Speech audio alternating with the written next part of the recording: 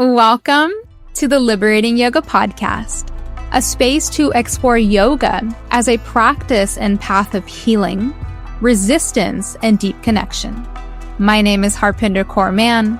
I'm a yoga educator, a writer, a seeker, here to dive into the roots of yoga, dismantle appropriation, and uplift practices that honor collective liberation. All of these conversations were recorded 2 years ago as a part of my research and interviews for my upcoming book, Liberating Yoga from Appropriation to Healing. Now I'm bringing them all to you, unedited and in full, to continue the dialogue on how we can honor yoga's past and shape its future. In this very first episode, I sit down with one of my yoga teachers and mentors, Prasad Rangnekar, a yoga and resilience educator for the last 30 plus years. We explore the many definitions and paths of yoga. We unpack what is lost when yoga is reduced to a commercialized brand of asana, and discuss how practitioners can connect with its deeper purpose.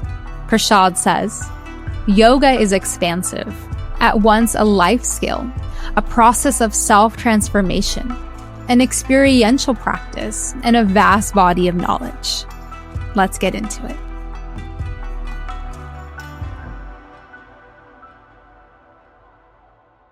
I am so excited to be joined today by Prasad Rangnekar. We're going to be beginning with the very first question of, what does yoga mean to you? Well, it's a very loaded question and a big question because we see a lot of different kinds of meanings and definitions of yoga. And it's not just a recent phenomena, it has been happening. Since the ancient times, many people have given their own interpretations of yoga. Definitions have changed. Definitions have been put forth, and also the language of yoga, the main language of yoga, Sanskrit, also is very, very contextual. So yoga could just mean purely a mathematical addition. Okay, yoga could also mean putting two bulls together for the sake of agriculture. So yoga could mean many, many things. But in the context of what we are talking about, I see yoga as a philosophy, a science, a process of self-transformation to reach lasting peace within. So it's not just a practice, it's also a process. It is not just a method, the methods. It is also not a philosophy. There are multiple ideologies and philosophies under the umbrella of yoga. Plus, it is not something vague, mystical. It has traditionally, since the tradition, it has what we would call nowadays as a scientific approach. Things are presented in a very organized way through the scriptures, in a very accessible way. So for me, in short, yoga is a science, process, philosophy of self-transformation with a legit goal. And that goal being self-understanding or a state of reaching a lasting peace within. Thank you for that beautiful answer. And I feel like also nuanced answer where it goes into there are different philosophies and different methods. It's not just, this is what it is. And I know you shared this earlier in a class where yoga is complex, and that's what makes it so beautiful to understand and to study. It's not just, and I think that also relates to us as human beings. We're also pretty complex. Yes. And it's taking that time to really fully understand ourselves. And that can happen through the practice, the philosophy of yoga. And I'm so grateful for having found it over 10 years ago. And I've spoken about this in the podcast already. I went from being a pretty anxious person to a little bit less of an anxious person. And that really happened through being on this path of yoga and learning to understand myself, learning to understand my mind, and being able to work on myself. And something you also share is like being really gentle with yourself on this process. And being very empathetic. Absolutely. I consider myself a student practitioner. How many years I have done yoga, how many numbers I have to my qualification, how many certificates I have, it hardly matters. What matters is staying in your humbleness as a student practitioner. So in that sense, for me, yoga, perhaps throwing another definition at you, but yoga for me is a life skill. So it's not just something that I do Monday, Wednesday, Friday from 6 to 7 in the evening. For me, I see yoga as a life skill, just like swimming or driving. We need to know these life skills to help us navigate through life. Yoga for me is a life skill. Traditionally too, it has always been a life skill. If you see the scriptures, or just take Bhagavad Gita, from the chapter 1 to chapter 18, Arjuna has transformed so drastically just by understanding some basic principles of life and self. So in that sense, you're absolutely right. Yoga is deeply transformative, and if you've seen the benefit, the transformation in you, then that itself is a testimony to the success of yoga. In talking about one of the goals of yoga being that self-transformation, that understanding of oneself, are there other, say, original or traditional goals that are kind of like a through line of many different traditions and lineages when we're looking at yoga? Yes. The traditional yoga is very clear that it is, no matter whichever path you take, when you say yoga, it is the goal of that yoga is something called as moksha, or freedom from psychological limitations. Okay. Sometimes it is also called as release from suffering, dukkha nivritti. Sometimes it is also called as self-knowledge, atma jnana. So there is a well-defined goal for the path of yogic traditional yoga. It's not merely for physical wellness or mental well-being. The traditional goal of yoga takes into account the entireness or entirety of human personality, and also the entirety of the universe. It's not an isolated self-obsessed process that we are on. By transforming the self, we are also helping transform or evolve not just the society, but also the universe. In that sense, the traditional view is very, very holistic, very holistic. Yeah, I feel like sometimes that really larger encompassing goal and connection gets missed in the way often yoga is equated, and I've spoken about this many times in the podcast, yoga being equated to exercise, and that focus on just the physical well-being and the mental well-being. When we're looking at these bigger goals or more well-encompassing goals of like moksha, dukkha nivritti, how are those different practices that people can start to work towards instead of just focusing on the physical well-being?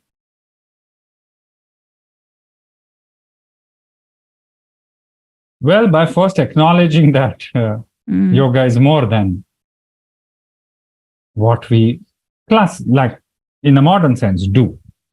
Yeah. And that itself is a big transformation of narrative that needs to happen. That, in popular culture, yoga is still seen as a physical practice. Doesn't mean it is not a physical practice. It is also a physical practice. Traditionally, physical practices of yoga were optional. Not everybody did physical practice. They were active enough, they were embodied enough, they were more into their physicality as it is, because they had this active kind of life. So first we need to acknowledge that, yes, I'm doing asana, which is a part of yoga, but just because I'm doing something doesn't mean it is the entirety of it. Just because I drive a car of brand A doesn't mean the whole world is only that brand, So just by acknowledging that there is more to what I do than just what I do. And just because I like what I do doesn't mean everything has to become that. Right? I call this the great yoga hijack.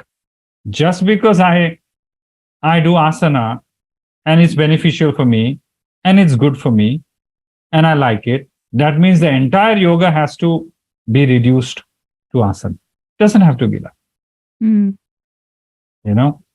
So number one, acknowledging that, yes, I'm practicing a part of something that is extensive.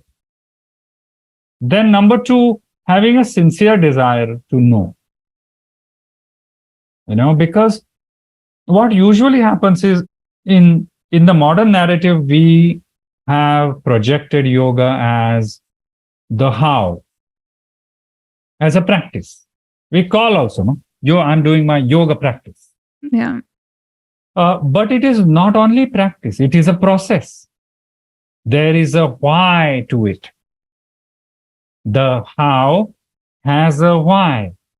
The why is layered, as in, I do asana for physical well-being. I do pranayama for mental well-being, emotional well-being. I do deeper reflections for realigning my belief system. So there's a graded process of yogic transformation that needs to be told to people. And once you know that there is a lot that yoga can offer, it's pure in a purely marketing sense. People should know what is on offer.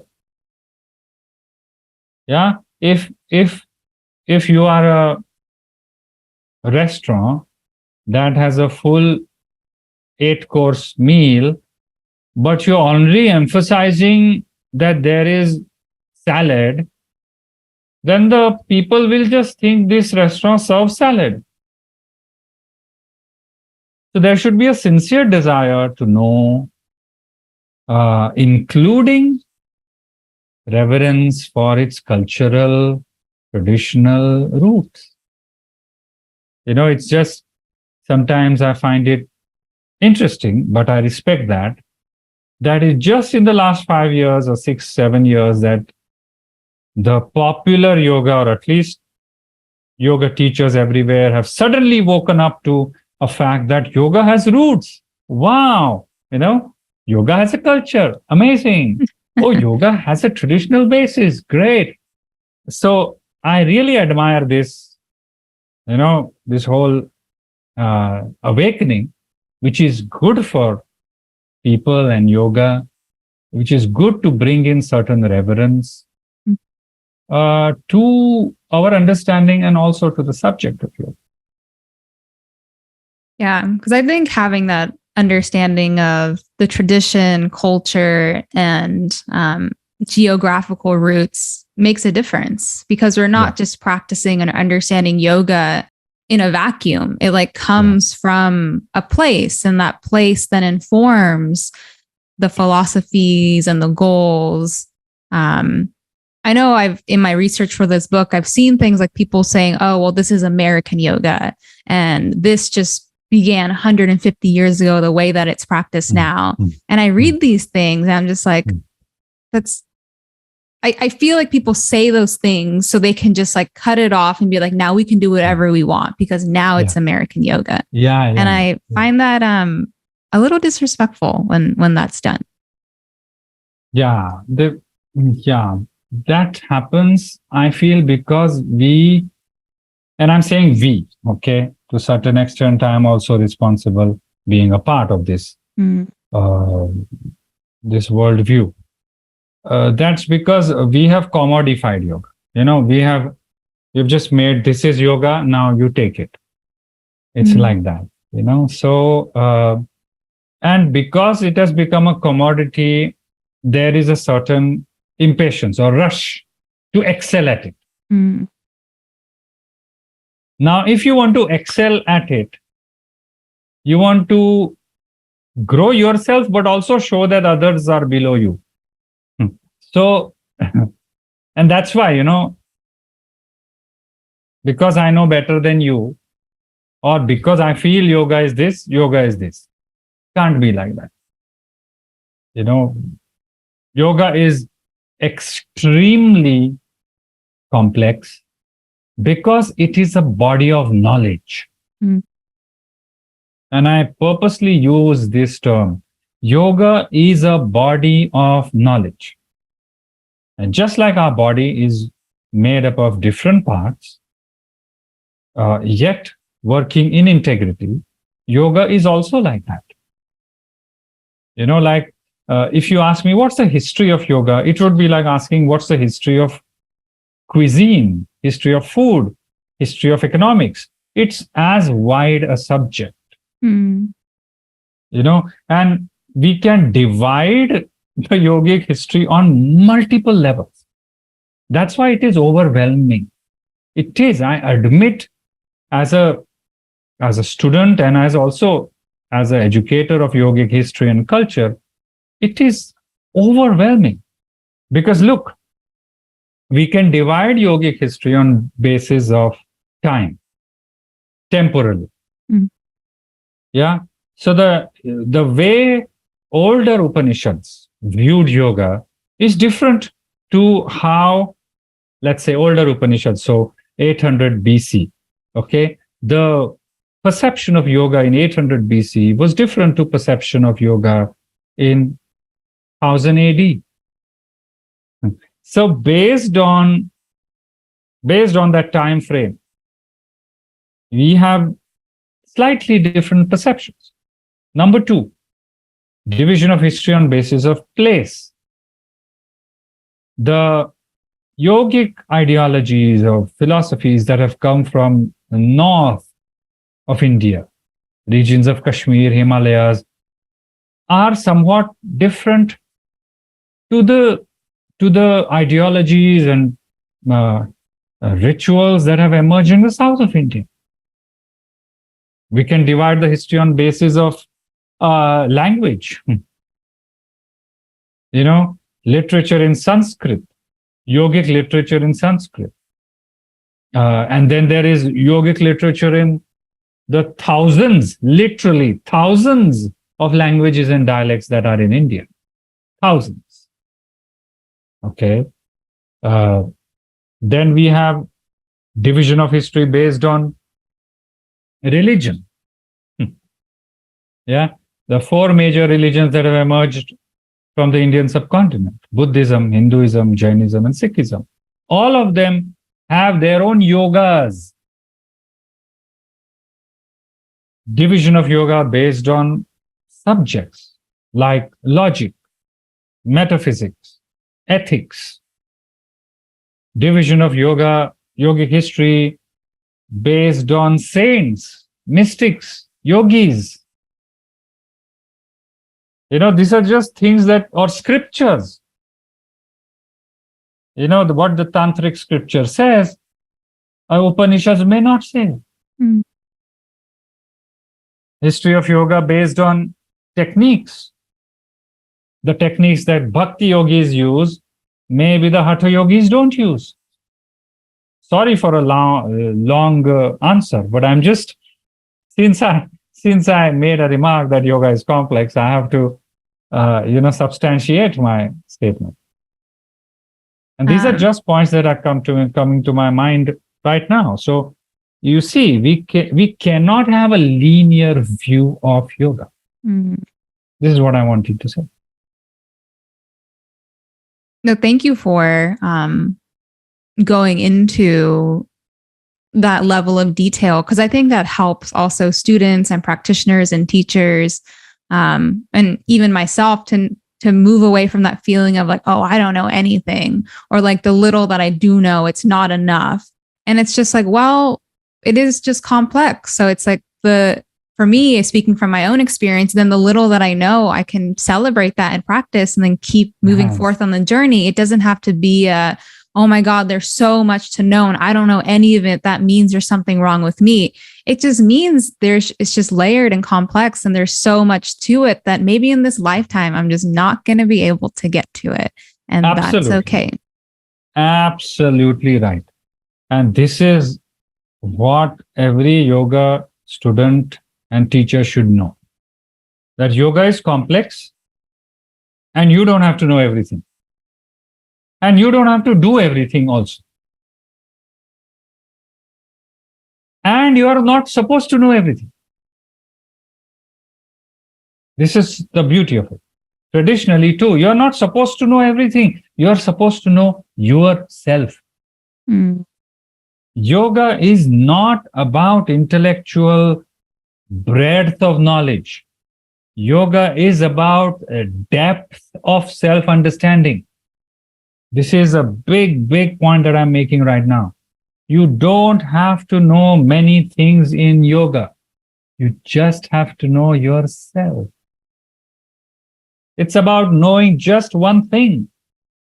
But the kind of pedagogy we are coming from, all of us, including myself, we feel the more books I read, the more I know. The more I know, the better I'm yogi. Mm-hmm. This is actually opposite of yoga. The lesser theoretical knowledge you have, ideally, okay, now, okay, I'll reword that statement. I would say, if your theoretical knowledge is not sharpening your understanding of self, then it's just intellectual head scratching. Mm. That's why in yogic history, we have had mystics and yogis and self-realized masters whose scholastic education was they could hardly read and write. But experientially, they realized what the scriptures said. And so Pandits, that is scholars and PhDs and so-called intellectuals, would go to these so-called illiterate, self-realized mystics, sit at their feet and ask them the doubts. Because they were intellectually big, but experientially not there. So this is something that needs to be told again and again. Because there's FOMO is real in the yoga world. Yeah. FOMO, overwhelm because of there's so much to know. I call it the problem of plenty. Mm. The problem of plenty. Every other yoga influencer tells you what to do. Every other day you have 10 new books of yoga on the shelf. So if you get into this fallacy, the more I read, the more I will know, perhaps you will know more intellectually. But the more you know intellectually, it does not make your self-transformation journey easy. Yeah, this is really resonating for me personally, because I in the last 6 months of writing this book, have read a lot of books. But what I've been feeling is a part of me that kind of keeps being like, I just want to get back in the world. Like, I want to like shut my laptop down. I want to close all the books down. I just want to live. Like, I just want to go back to living. And there is that difference. And I think that's also when we talk about yoga, why we say it's an experiential practice, why you have to live and embody your yoga. It's not just something you go to your mat for 1 hour, you read the Yoga Sutras, and then you just forget about it. It's like, how do you take those teachings and apply it to your life? And that's the way to really, really be living it. Absolutely, because that is where the real experiential knowledge is going to come from. Not by reading. Yes, we read, but it's like, a usual example I give is, it's like trying to learn swimming by reading a book. You can't learn swimming by reading a book. You have to get into the waters. Move your hands, move your legs, allow the water to go into your mouth, into your eyes. Drown a little bit, have your swimming coach rescue you a couple of times till you can let go your body weight enough that you can allow the buoyancy of the water to hold you up. And then you just move your arms and you're just floating. And that's why personally for me, in the last couple of years, this is my project, personal project as a yoga teacher, to really make people reflect on what they are actually doing. I call it not just in the sense of knowledge gain, but also in the sense of personal experience. That's why I call it unself the self. The whole teachings of mine are now about unselfing the self. So, yeah, I think this needs to be told. Just, if nothing, just to ease the overwhelm of the yoga teachers, of the students. Because there's always a next posture, there's always a next pranayama, there's always a next scripture, there's always a next course. Right?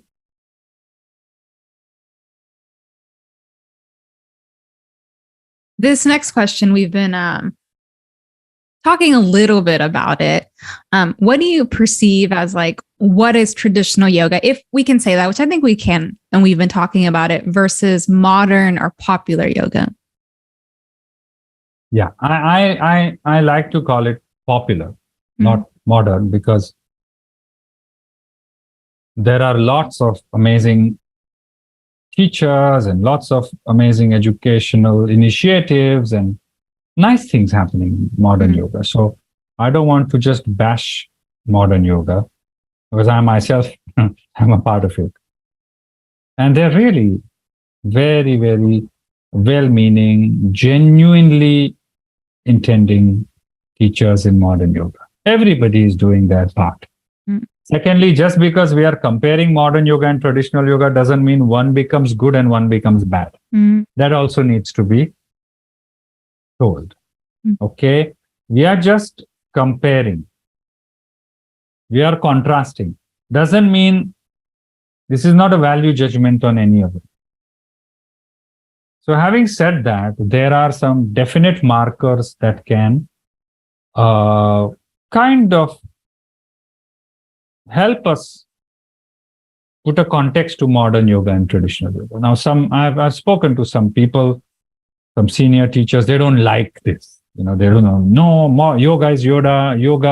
Don't divide it into modern and traditional.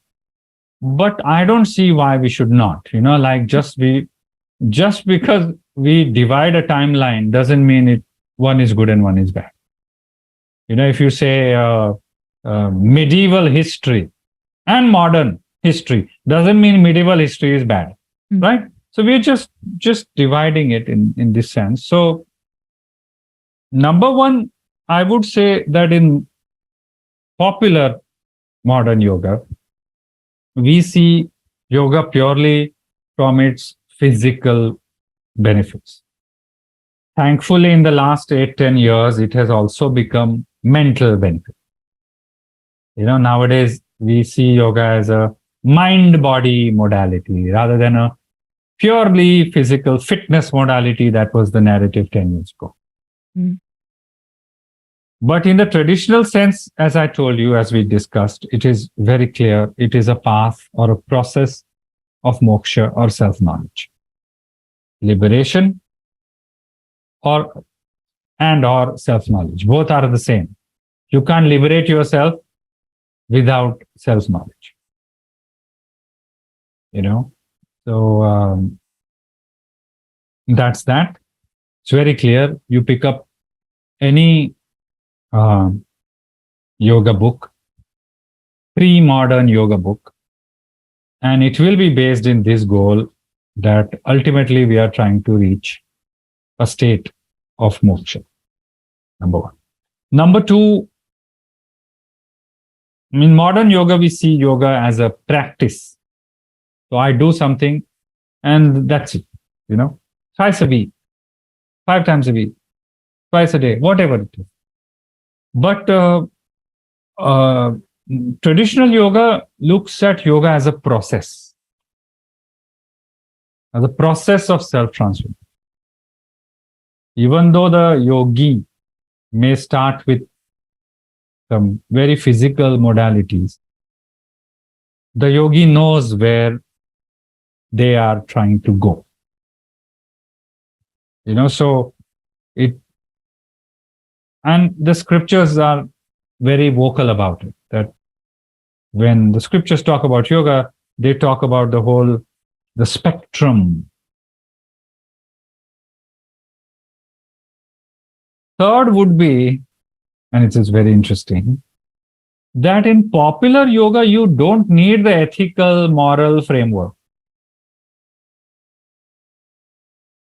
Traditional yoga is very, very strongly based in ethical, moral systems and framework. And in this sense, this is a major, major point. Why do we need ethical, moral framework? Because ultimately it is about making you a better person. It doesn't see the length of your muscle. It sees your consideration towards yourself, towards others, how you behave, your worldview, your humility, your gratitude, your sense of giving, so many things. In popular yoga, you don't need to know how you behave in your normal life to buy a 10-class pass to your local yoga studio. The local yoga studio receptionist is not going to ask you, do you behave well with your family? Do you lie to your wife and children? No. Right? So imagine if that would happen. I think that should happen. I think it's high time. And I have good enough substantiations for this statement that I just made.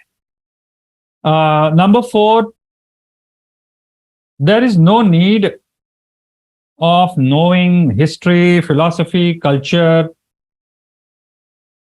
of yoga in the modern framework. I can go to a yoga class, have a good workout, which is good, no problem. I'm not against it. But I don't need to know. It's like when I hail a cab, I don't need to know how the engine functions. It's like that, This is what I call commodification. I call for a taxi and I sit in a taxi. I want to go to the airport. Just do your job. Don't tell me what engine is it and how many horsepower it is. I don't need to know. So this is what I call commodification. Then you don't need to know.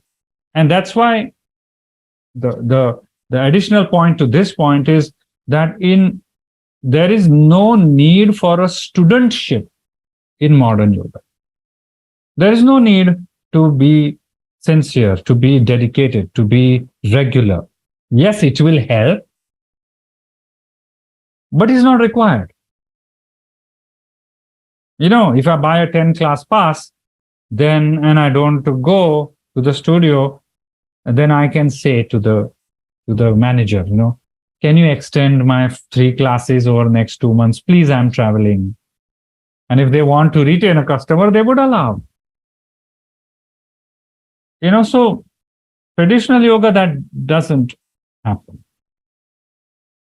And lastly, modern yoga is not based in a particular cultural, spiritual ecosystem. It is a combination of little bit of this, little bit of that, and like a nice mix and match product. Take this. Is it enticing enough? No, we will add some latest playlist. So it is a product created to entice the people. In traditional yogic system, it is based in a cultural, traditional, you can say ecosystem. I call it ecosystem. It comes from certain fundamental beliefs, certain ideologies, certain ways of life. So these are just 5 points. In my head, I have written also about it. I've written in a blog on one of my websites. So 10 differences. So there's a lot of differences there. Yeah. Thank you for going into those differences, because I know I definitely see that for myself as well. And I know there are students that are like, well, I'm only interested in the physical practice. So what's wrong with that? Why can't I? And what would you say to a student that's just like, well, I only care about the physical practice. That's all I want to learn. And they're just a student. They're just a practitioner. They're not a teacher. What would you say to the student that only wants to do physical practice and just doesn't care? The student, now I would divide this into 2. Number 1, student, and number 2, practitioner. If I am just a practitioner, then I don't need to know. Like I gave an example, I'm just calling for a cab to the airport. I don't need to know how your engine works and how much gas it consumes. But if I'm a student, then I need to know. Mm-hmm. And if I'm a teacher, it's my moral responsibility to tell them. Mm-hmm. So what I would do is, if I am a studio owner or a teacher, I will make it a point to again and again let people know that yoga is something more than what we are doing in that studio, in that space. And this I feel is the moral responsibility of a yoga teacher. Then let people choose. I tell them, yoga is a science of life. Yoga doesn't only end with asanas, even though we are doing mainly asanas, that's not the end of it. Do you know yoga has meditation also? Do you know yoga has pranayama also? And in fact, this makes more business sense, if I can say that, because the customer is told about the offerings. Right? So as a studio owner, as a teacher, I think it's a responsibility of the teacher to show the entire spectrum of yoga. And then the student or the practitioner, I would say, can choose what they want. And then that's their free will. Yeah. And it is good. It is good that the student will choose whatever they feel capable of. Sorry, I cut you off. What were you saying? You were still talking, so I was about to cut you off. So I think what I wanted to say is, like, I think that's an important distinction between just a practitioner, a student, and a teacher. Like, what are the roles and responsibilities for each person. Because if you're just a practitioner, you're like, I only want to do the physical practice. Well, then it's fine. And then that's your role and responsibility that you get to choose. But and I know you say this often, like a sincere student or as a teacher, then that does become your role and responsibility as a yoga student, as a yoga teacher, to understand that there's more and to offer that, to teach that, and to learn and continue studying yourself. Absolutely. In research for this book, and even just looking at my own trainings, I spoke to so many people that talked about in their 200-hour, 300-hour, they didn't really go into too much history, that their teacher trainers didn't go too much into philosophy either. And I find this is very more. Yeah, this is a new phenomenon. This is new phenomenon. Including history, philosophy. Philosophy may not be, but history in the curriculum is a very recent phenomenon. Yeah. It's as recent as 5-6 years. Why do you think that is? Like, why hasn't it been included for so long? Narratives keep changing, so we can't really pinpoint on one particular point, but people are becoming more aware of people, or I would say people are becoming more sensitive of cultures, traditions. And that general sensitivity of people has just gone into the field of yoga. People are inquiring. People are more considerate and conscious of other people's culture, inclusivity. So this general worldview has come into yoga also. Yeah, where people are just becoming more aware and wanting to understand, and then that impacts. Okay, yeah, that correct. So that it's like it's like the whole wave of wanting to be sensitive to other people's culture came to yoga, and they were like, "Does yoga have a culture? Let me check. Oh wow, yoga has a culture. Now let's know about it." It's like the whole sensitivity, which is great. They just knocked on yoga's door and asked them, "Hi, yoga, do you have some cultural basis to you?" And yoga said, "Here goes 5,000 years of history. Take what you want." Sudden. Yeah, this leads into my next question, which is a little bit of a bigger question, is when students or teachers are wanting to learn about yogic history, what's important to focus on?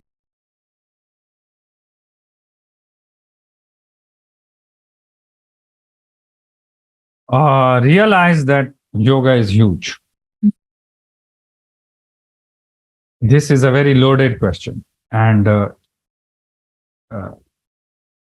even the subject matter is loaded in the sense of you can't just say, "Oh, I want to know about yoga history. Let me go and pick up a book." Can't be like that. Yeah. So, number one, sitting and just acknowledging the fact that scope of yoga, not just history, scope of yoga is huge.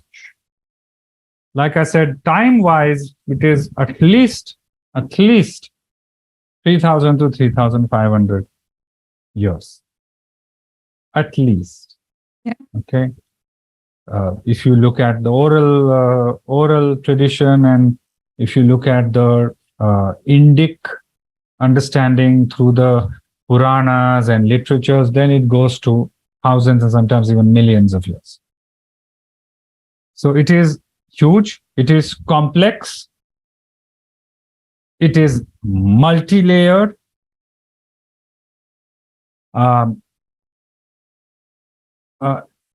As I told you, it can be divided on various planes. Why am I telling this? Is because it is important to know the scale before we venture into it. If you say, if somebody thinks, yoga philosophy is Patanjali Yoga Sutra, okay, I just have to study one book. No.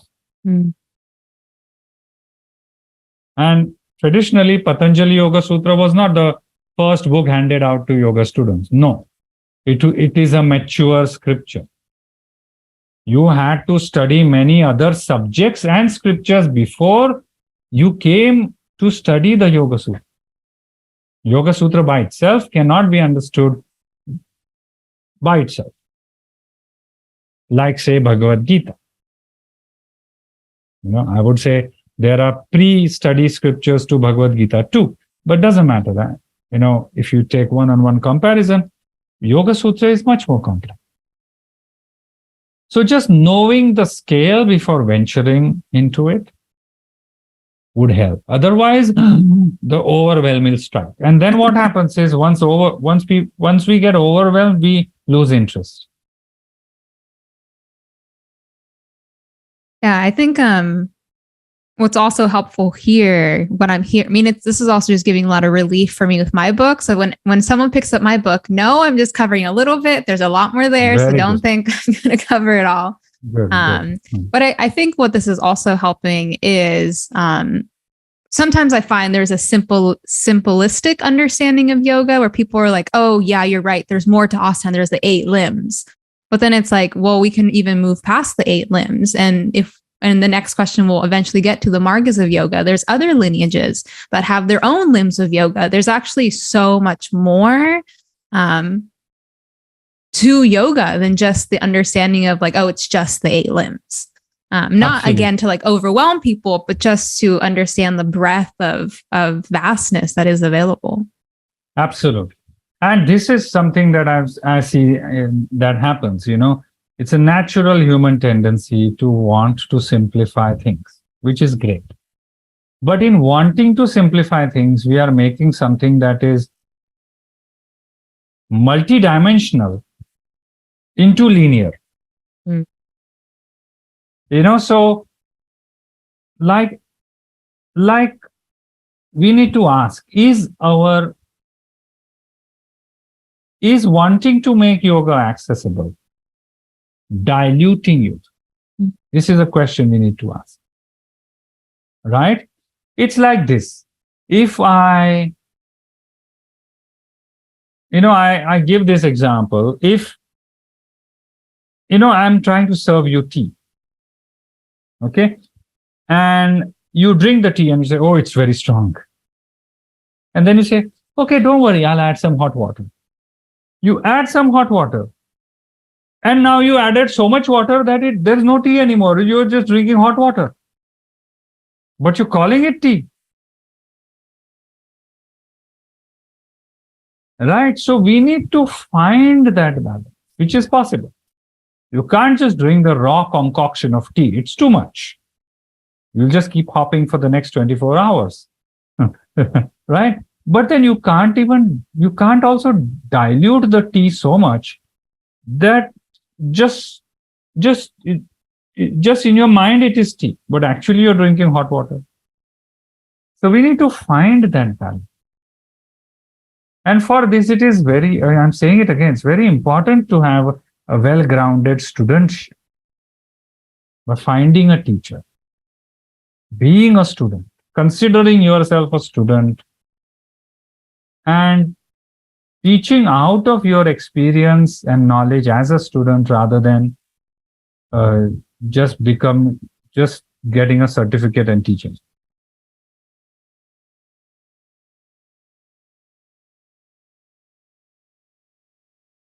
Yeah, I think that's a important distinction because I think it's again that reminder of the wisdom of life experience. Where it's not, I'm 19 years old, I've taken a 200-hour teacher training, and now I know everything, and I can teach everything. And it's like, well, the life experience also counts for so much. And how much are you actually applying it in your life and then teaching from that place? And I know for myself, having worked with you this entire year now, and having worked with other teachers in a one-on-one way, has really helped me to ground into my teachings. Has helped me like find that sense of balance in my own life, where it's not just, if I'm doing asana 5 times a week, then I'm a good yoga teacher. That really has nothing to do with being a good yoga teacher.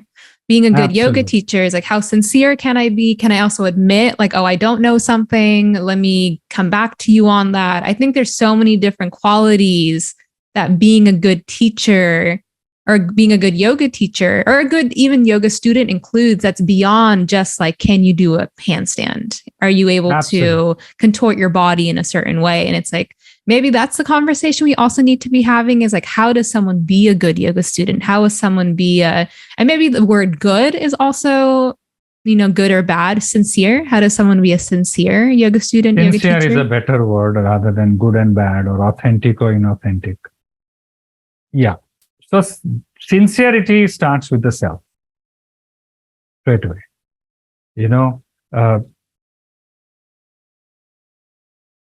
It's all about, again, I want to say it's all about your commitment to your sadhana or your practice, your commitment to your study, swadhyaya, your commitment to how you face life challenge, how you drop your limiting notions of self, how you lighten your mind.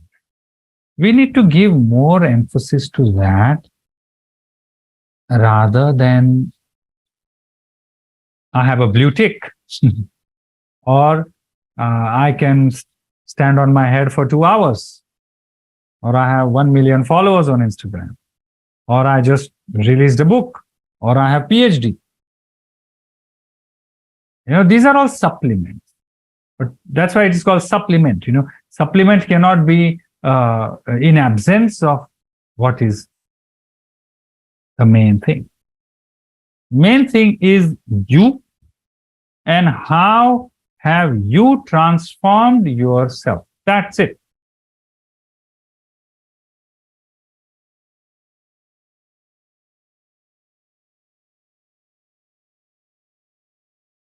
Yeah, I feel like what's coming to me is in a world, I feel like maybe that's sometimes like,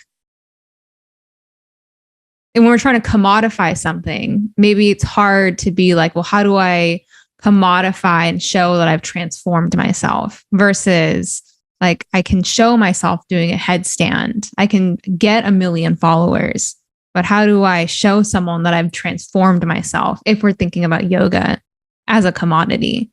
And that becomes a little bit. You are absolutely right. That's why I sometimes say that the whole performative yoga has come up, because how can you show that you are a yogi or a practitioner? It's why you can't show your state of mind in meditation. You can't show that you're an ethically behaved person. You can't give them a scale or Excel sheet about, I did not lie to my wife 25 out of 30 days, so I am a sincere yoga practitioner. You can't do that. The only thing you can do is, move and twist and things like that. So, that's a territory we need to see how to navigate. But there are other aspects of yoga too. You can be good to others. You can write about things. You can teach. You can do charity. You can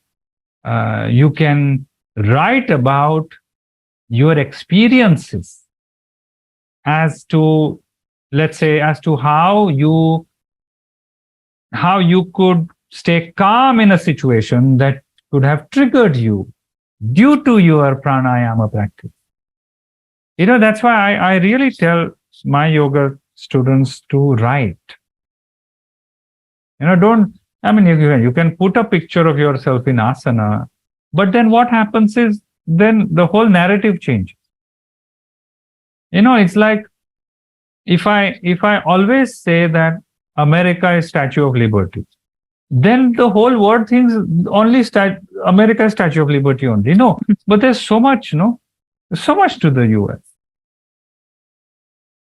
Or India is elephants. So people land in Delhi airport and where are the elephants? So we need to become, and this is happening more and more, and I'm very, very thankful for it, that we need to be conscious of what we put out there.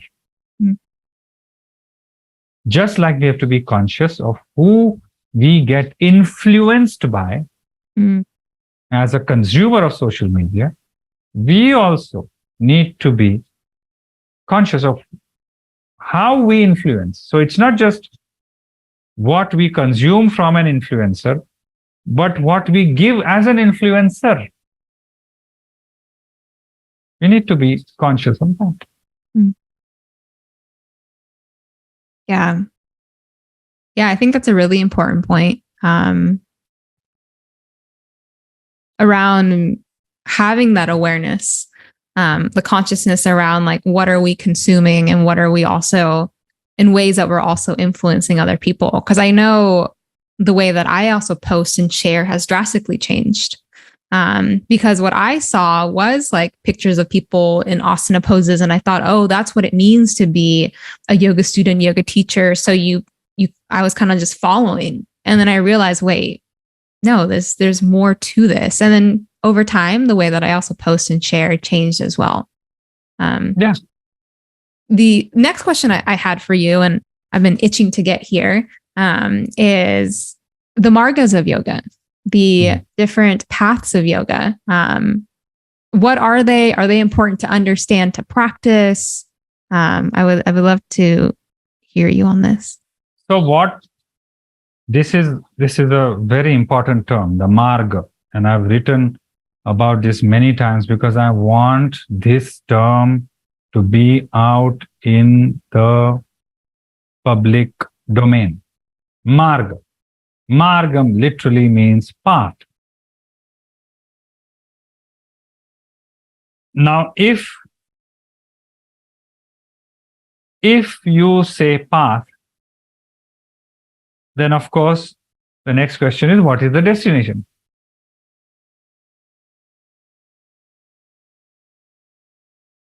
That itself makes the whole yoga picture clear. If I call something a path, two things are directly deducted. Number one, that path is going somewhere, otherwise it would not be a path. And number two, there is a journey. The moment I call something a path, something a yoga path, these two things my mind deciphers naturally. If it's a path, there is a journey. If it's a path, there is a destination. There is a means, there is an end.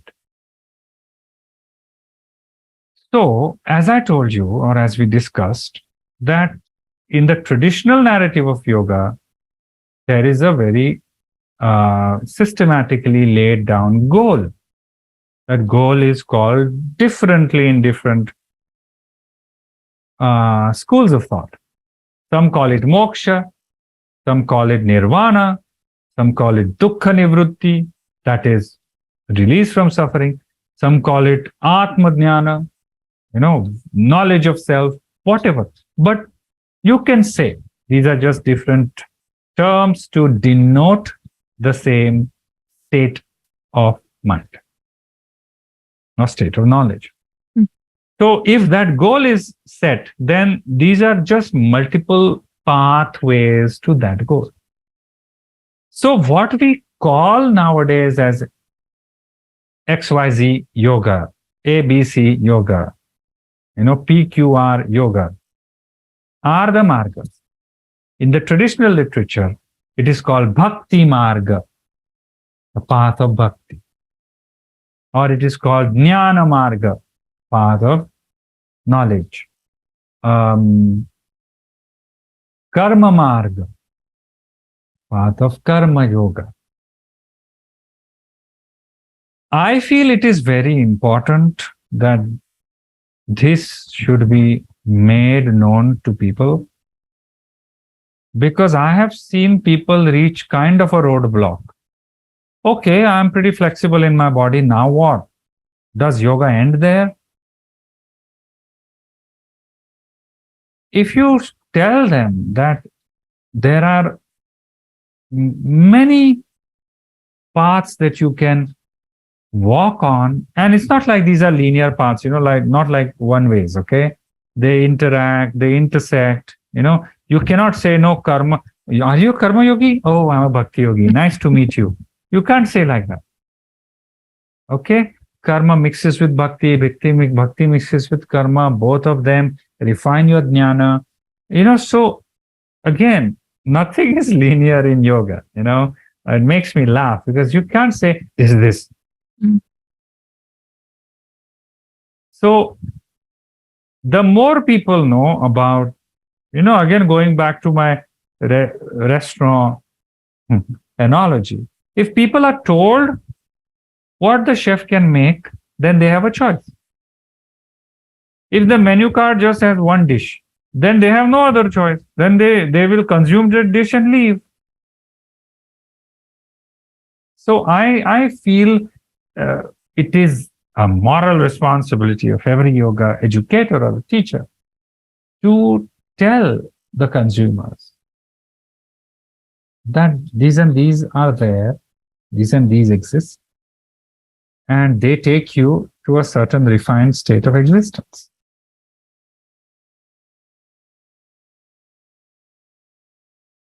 Yeah. Something else that, and I had mentioned this before we hit recording, is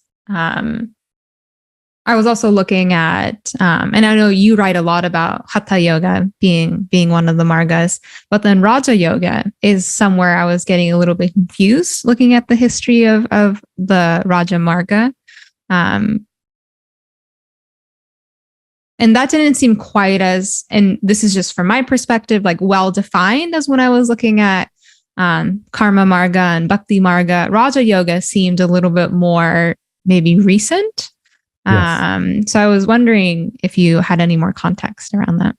It is a recent as in the history of yoga. Okay, it's a fairly recent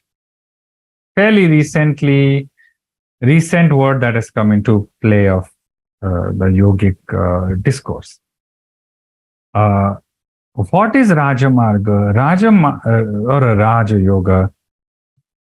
It could mean different things to different margas. I would say Raja Marga, or actually you can't even call it Marga. You should just say Raja Yoga. Raja Yoga is a state of refined mind or refining the mind. Mm-hmm. So, and that's why you will find the Hatha Yoga scriptures mention Raja Yoga. Hatha Pradipika says, you do these Hatha Kriyas, means Hatha modalities, physical, corporal modalities like Kriyas, Shuddhi Kriya, Asana, Pranayam, Mudra, Bandha, these physicalized modalities. You do for what? Only for the sake of Raja Yoga. And Hatha Pradipika defines Raja Yoga is as a pursuit of Samadhi. And Samadhi is purely mental. So a broad sense of Raja Yoga would be a higher, subtler pursuit of yoga, which entails mental refinement.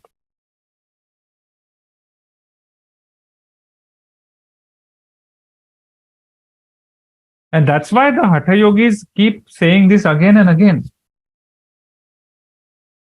Exactly to avoid mistake to a certain extent that we have done in modern yoga.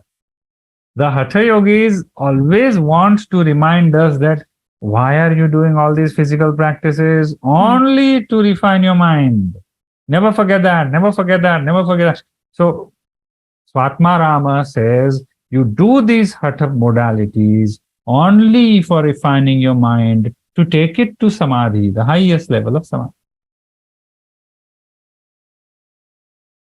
Yeah, thank you for That is going. Raja. And the etymological meaning of Raja Yoga. Raja means king, or not even king, actually. You could genderize it. It means king, or it means royalty. And the essence of this word is just like a king or a queen has dominion over everything in their kingdom. Understand this. This is beautiful. Just like a king is the owner, controller of every resource, every asset, everything in his geographical boundary or his kingdom.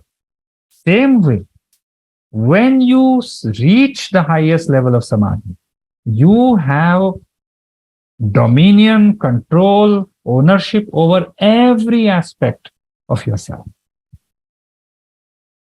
So you literally become the king of your personality,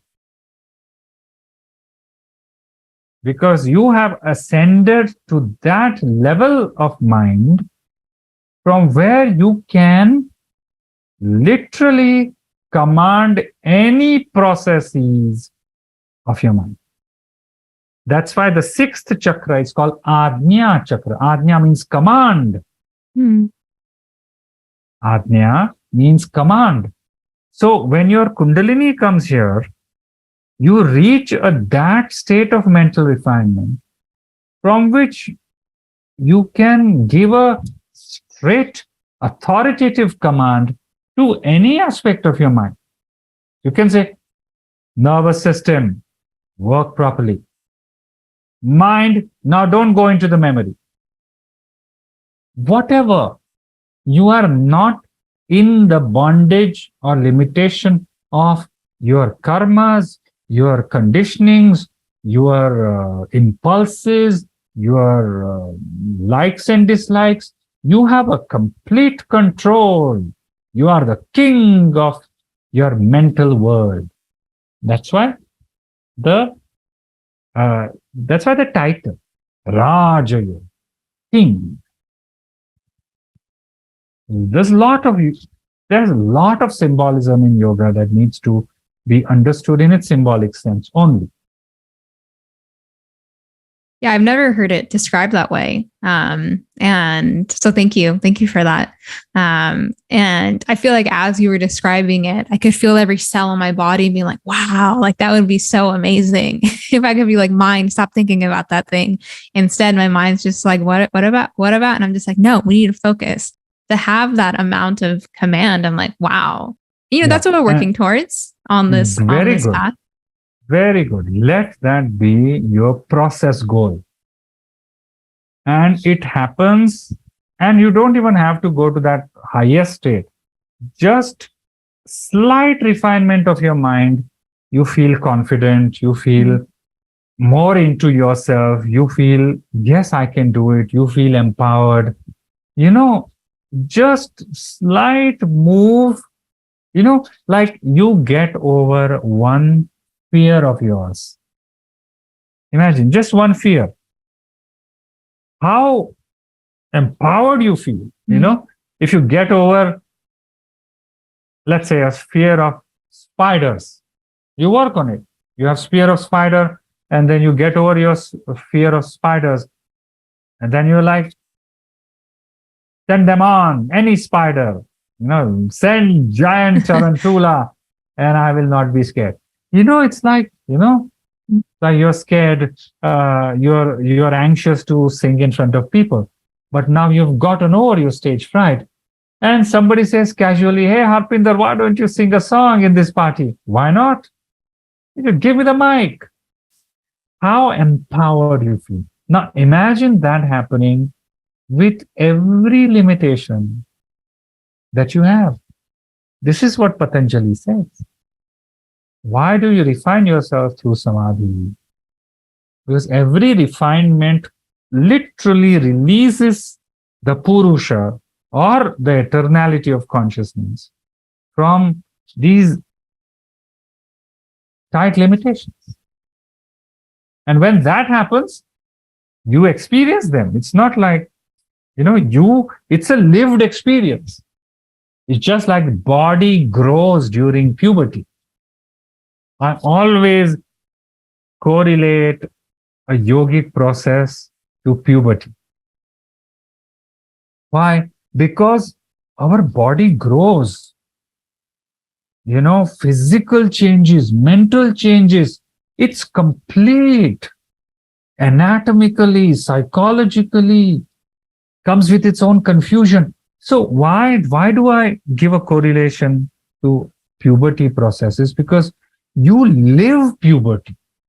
You go through the pain, you go through the shame, you go through the hurt to become bigger, taller, not necessarily smarter, but it's a lived experience. So in philosophy, they call it phenomenological reality. You are living it. It's not just something that you do.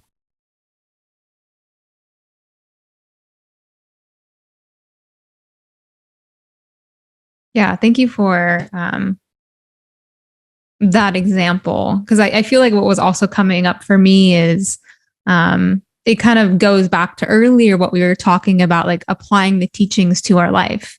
Because I think about certain projects that I've had where maybe I used to be like getting so strongly attached to perfectionism, or it needs to look a certain way at the end of it or the outcome. And then just understanding I can only control what I can right now. I don't know the outcome of it, what it's going to look like. So stop even focusing on that.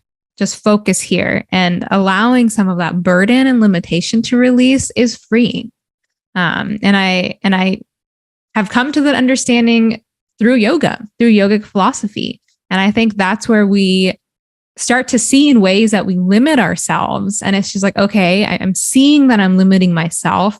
How can I unshackle that? How can I actually expand it to be free in this moment?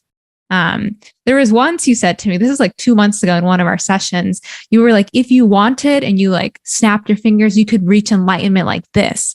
I spent like 2 months thinking about that because I was just like, what does that mean? Like what? And for me, the understanding I've come to is any moment when I'm feeling really fearful or really anxious or really like, in that moment, I can decide I don't need to feel that way.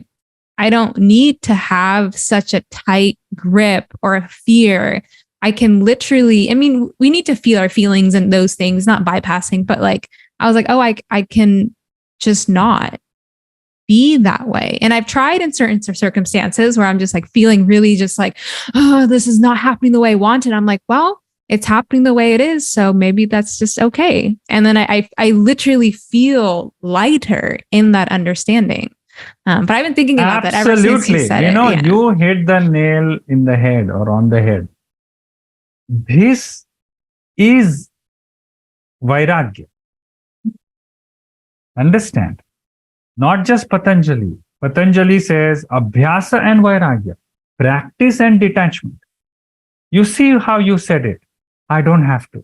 So what did you do? You dropped it. You see? So this is a very, very crucial component of yoga that again is not emphasized enough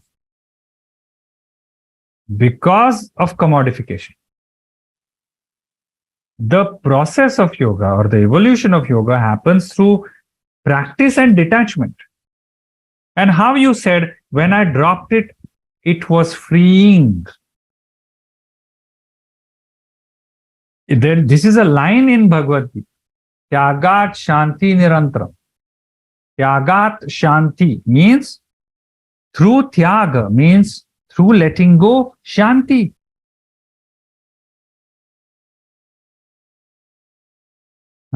So it comes in chapter number 12.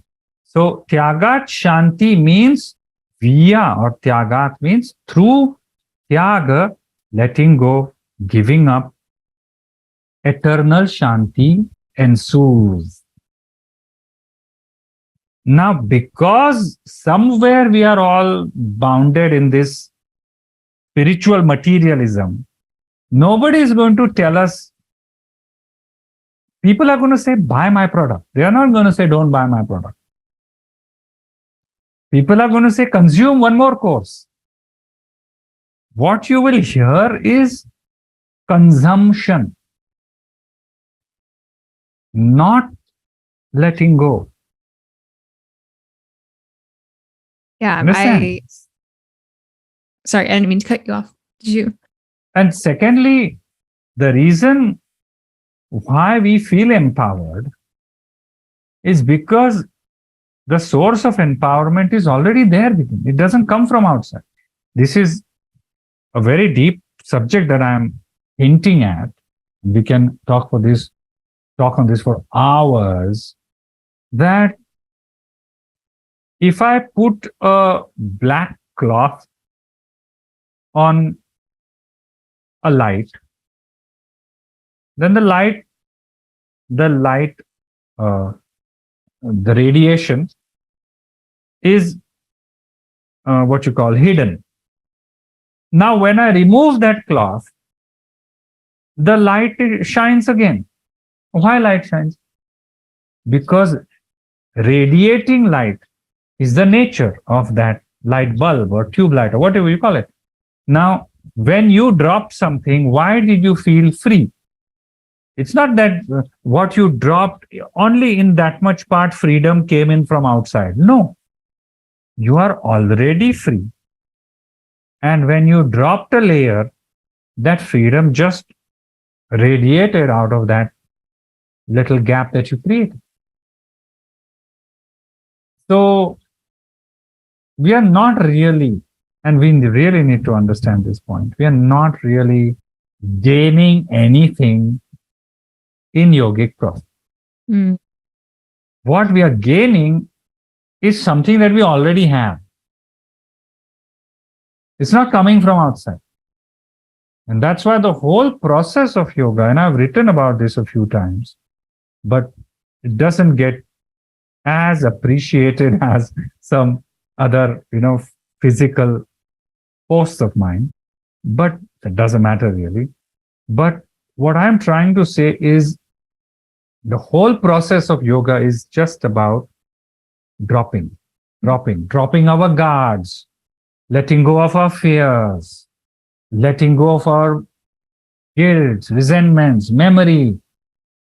So one by one, we are just demolishing the walls that have been caging our consciousness or our true nature.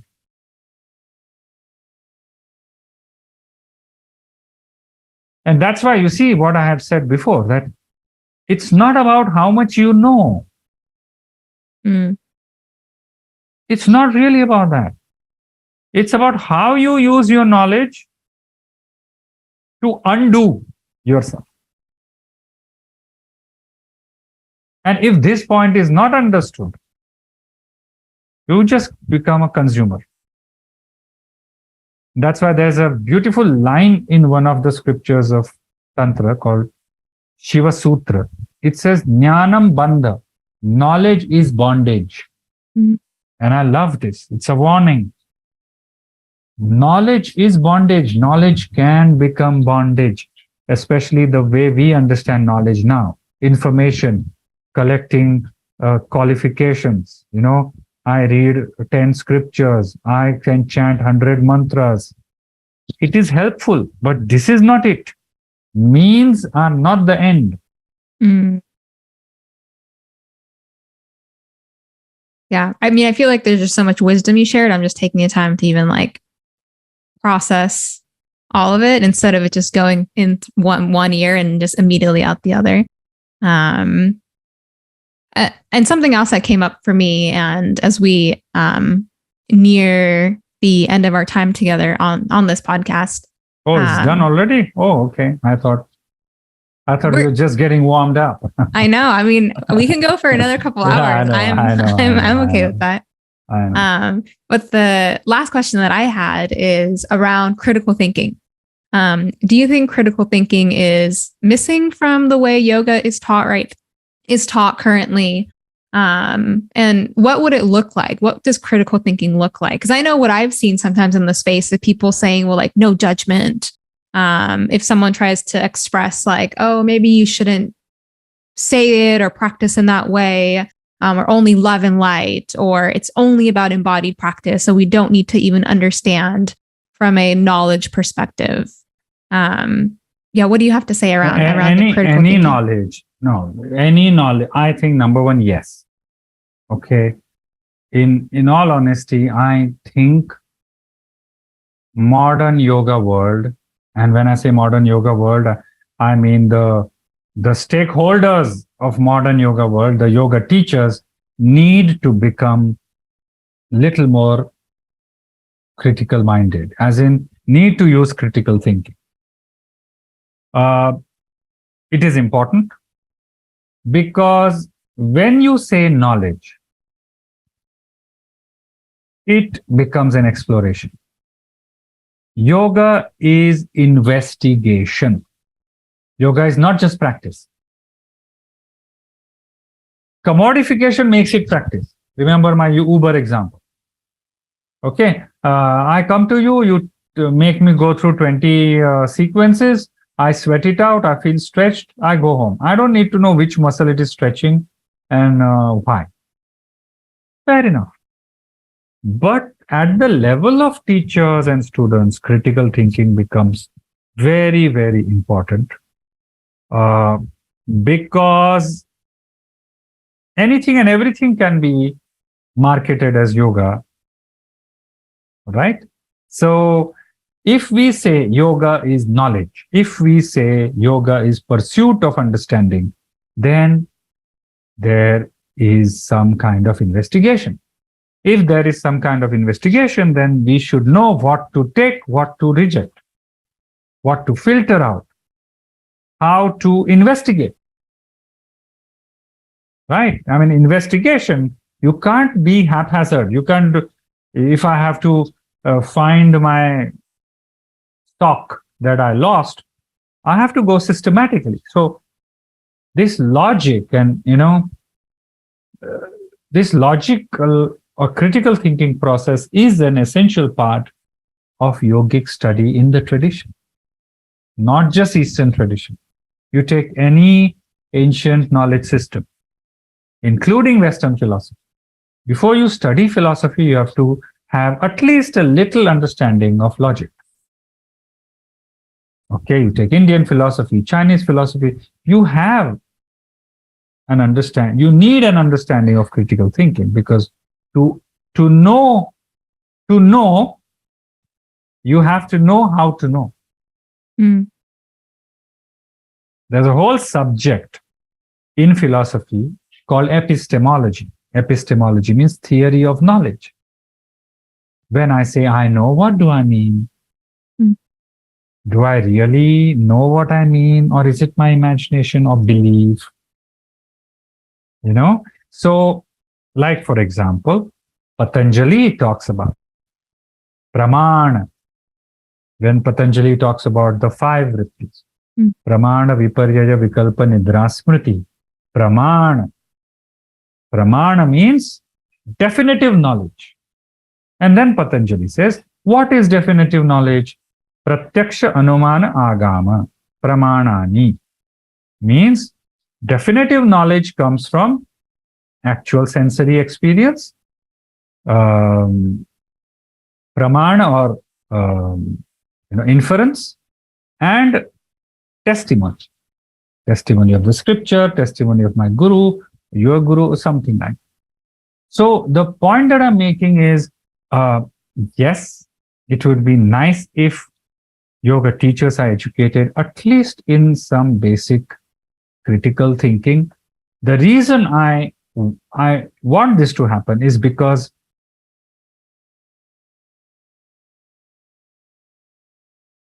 modern yoga or even modern spirituality has become too mystical, too subjective. So, which is full of erroneous claims. Like if something becomes mystical, I can say anything without wanting or needing to give a substantial claim. And we see that in social media. Yoga is XYZ. And if you ask them, can you substantiate your claim by citing the source? No, I feel. Yeah, but your feeling doesn't make it real. It makes it real for you. I can say, I feel moon doesn't exist. Fair enough. Be happy in your feeling, but don't thrust it on others. This happens a lot in mysticism. I'm not against mysticism, but vague claims. That's why many people, many other professionals don't take yogis seriously. You see how they roll their eyes. Oh, you're a yogi, especially, medical doctors and things like that. I'm not saying we need their approval, but if we call ourselves yoga professionals, then there has to be a professional to professional sense of respect. When a lawyer meets a doctor, oh, you're a doctor. Oh, you're a lawyer. When a doctor meets a yoga teacher, oh, you're a yoga teacher. Sorry, I'm talking it in a lighter note, but the subject matter is serious here. So we need critical thinking. And that's why things like bear yoga and goat yoga are passed off as yoga. Because anything goes. Bear yoga helped me a lot. Therefore, bear yoga. No, this is, you cannot call this pramana. And the tradition of yoga is very, very insistent on this. You cannot just make a claim like this. You cannot. Just like in the court of law. In the court of law, you cannot just say this is law. No, it has to be a law. It has to be in the books. You cannot just create anything. Or in medical science, you cannot just create an organ and say, I have this organ. No. So yeah, I think somewhere we need to cut it short. I have many points, but doesn't matter. To cut it short, it will be nice if we learn how to think critically. Because now what has happened is yoga is mixed between science and spirituality. So those who look at yoga as spiritual, they don't like science intervening. Those who look at yoga as science don't like spiritual intervening. So spiritual people will say, modern science doesn't know anything. Science people will say, oh, that is airy-fairy. No, we need to reconcile both. Yes, They don't have to agree on both, but we can say, okay, scientifically it's like this, and spiritually, scripturally, it's like this. And that can happen. And I feel the time has come when every yoga teacher looks at things objectively, critically. Logic is not the enemy of heart. In fact, in the tradition of yoga, logic is used only to refine the mind. And a refined mind reflects the true self. Refined mind is buddhi. A mind that is refined, pristine, clear, like a mirror, reflects objects as they are. Not a dent, not a smudge. So we use the logic as a process of detachment, exactly what you said. You filter out the claims and false notions to come to a refined state of mind from which you can access the world as it is, Mm. not as you want it to be. That's why critical thinking is needed. It is a very essential part of yogic philosophy study. Okay, not everybody used to know logic or study logic, but those who wanted to delve into the philosophy had to.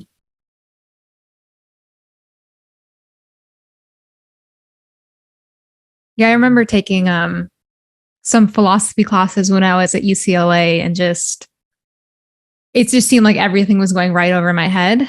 And I just remember seeing that I was just like the self, the non-self, and it was just some of the most confusing classes I've ever had.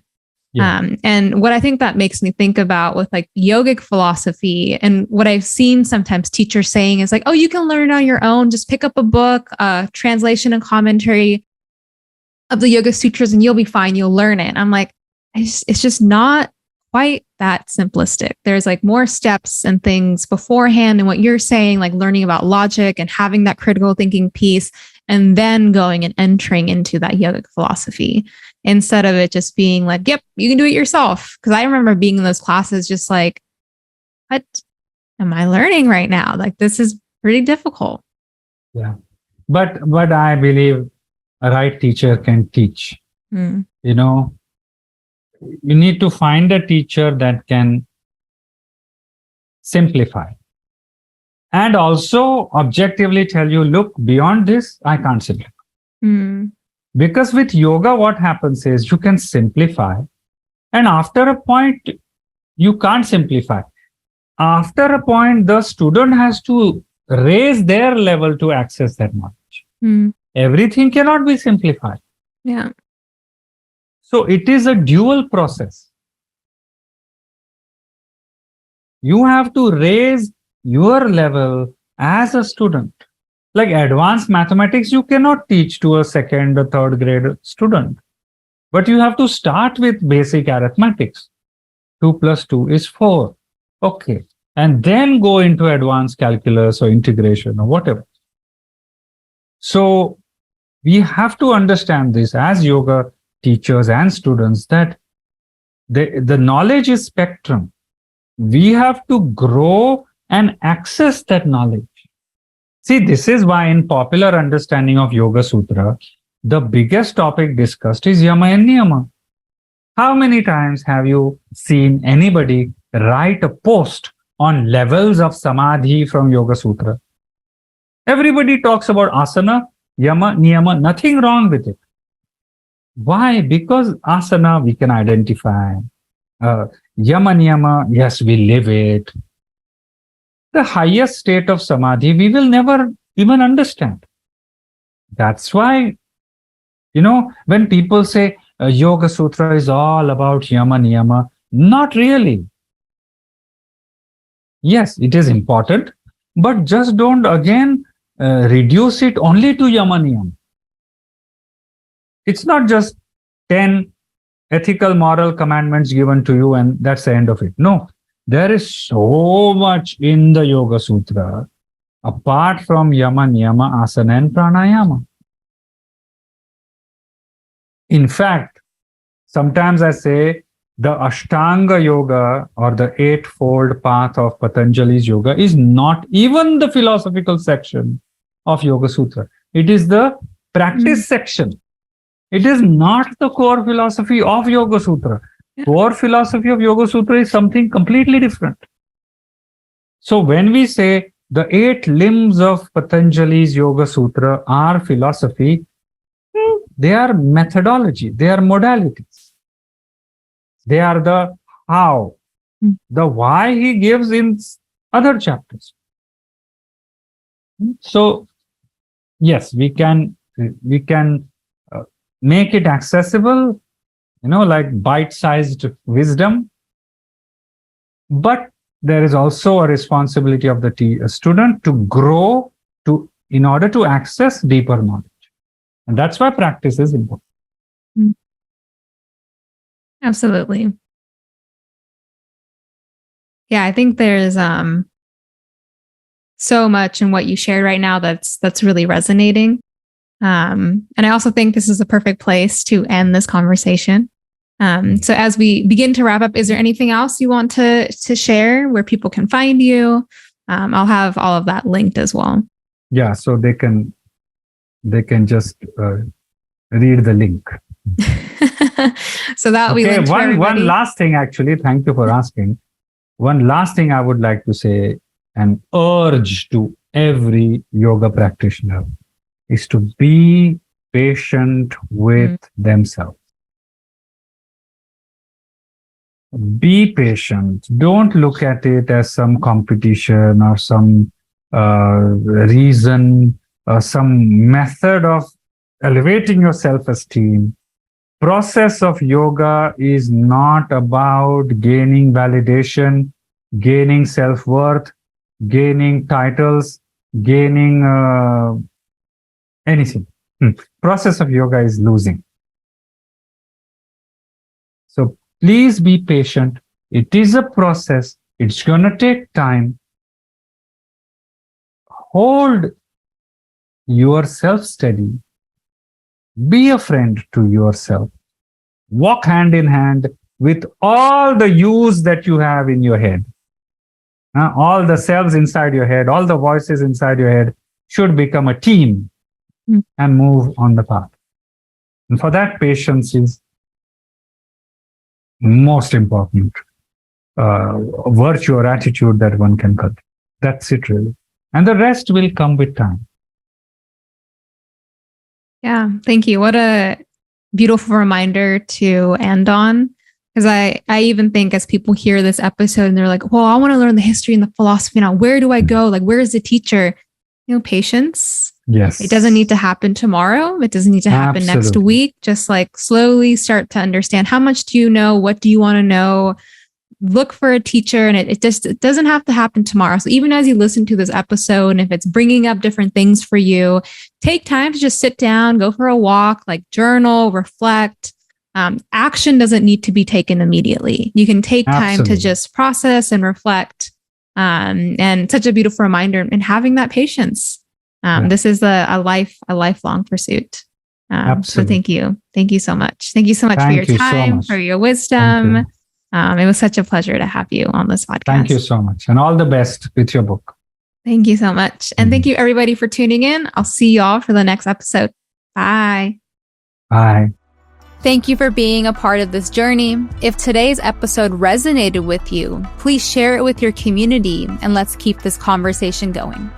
You can connect with me on Instagram at Harpinder Mann Yoga and dive deeper with my book, Liberating Yoga from Appropriation to Healing. Until then, keep practicing with intention and integrity. This is Liberating Yoga, where we honor yoga's past and shape its future. Bye, y'all.